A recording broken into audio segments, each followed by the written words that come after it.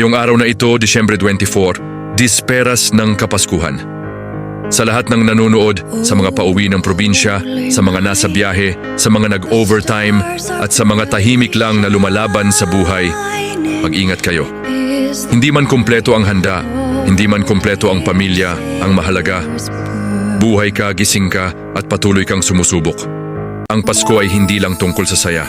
Minsan, ito rin ay tungkol sa pagpapatuloy kahit mabigat. Kung may lungkot ka ngayon, okay lang.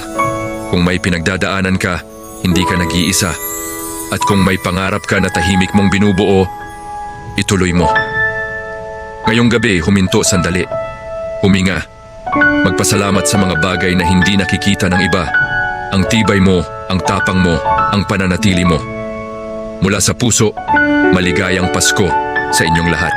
Naway gabayan kayo ng may kapal at dalhin kayo sa mas malinaw na bukas.